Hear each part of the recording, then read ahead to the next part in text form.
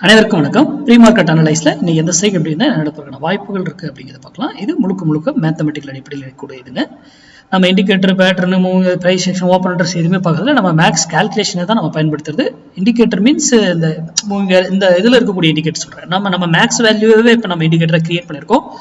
அதை நம்ம இதாகவே இண்டிகேட்டரை கிரியேட் பண்ணி ட்ரைலே கொடுக்க ஆரம்பிச்சிட்டோம். அது எப்படின்னா நல்ல கவனிங்க. முதல்ல இங்கே பாருங்க, இது வந்து 23,100 காலு 5 மினிட்ஸ்ல ஐல வச்சிருக்கேன். 5 மினிட்ஸ்ல ஐ ஓகேங்களா.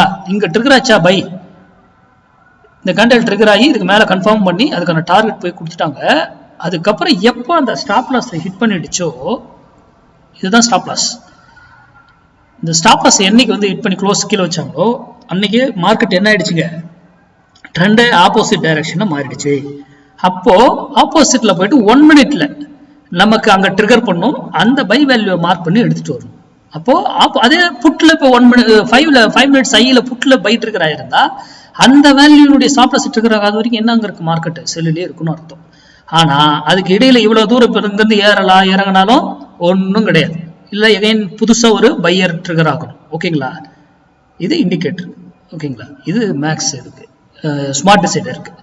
இது நம்மளுடைய லெவல்ஸ் எந்தெந்த வேல்யூ தேவையோ அதை மட்டும் செலக்ட் பண்ணி மட்டும் நீங்க வச்சுக்கலாம் அந்த சார்ட்ல. ஓகேங்களா, அதுக்கு போலதான் நம்ம இண்டிகேட்டர் கிரியேட் பண்ணிருக்கோம். சரி, இன்னைக்கு 23,100 புட்டு 92 ரூபீஸ்க்கு கீழே இருந்தா நிஃப்டி ஏறும். நல்லா கவனிங்க, நான் சொல்றது நிஃப்டி ஏறும் மட்டும் தான் சொல்றேன். நான் இதை வாங்க வீங்கன்னு சொல்ல கிடையாது. அதே 92 ரூபீஸ்க்கு மேல இருந்தா நிஃப்டி இறங்கும். அப்போ கீழே இருந்தா யாரை வாங்கணும், மேல இருந்தா யாரை வாங்கணும் அப்படின்னு டிசைட் பண்ணி அதை எந்த புள்ளியில வாங்கணும், என்ன டார்கெட் மினிமம் வைக்கணும், அது எது வரைக்கும் போறதுக்கு வாய்ப்பு இருக்கு, எல்லாம் படிச்சு தெரிஞ்சிருக்கணும்.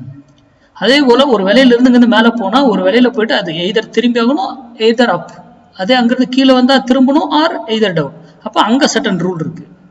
ஒரு ஸ்ட்ரைக் ஒரு விலையில போய் திரும்பி ஆகணுங்க.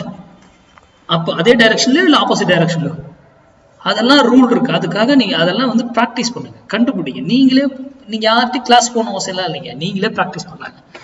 படிக்கணும், தெரியணும், பிராக்டிஸ் பண்ண வருட கணக்கு ஆகும் தான். எஸ், அப்பதான் சக்சஸ் பண்ண முடியும்.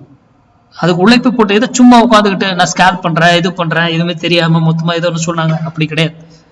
தெரிஞ்சுக்கிட்டு அது கூட தான் மற்றதெல்லாம் வைத்து நம்ம வர்த்தகம். நன்றி, வணக்கம், வாழ்க வளமுடன்.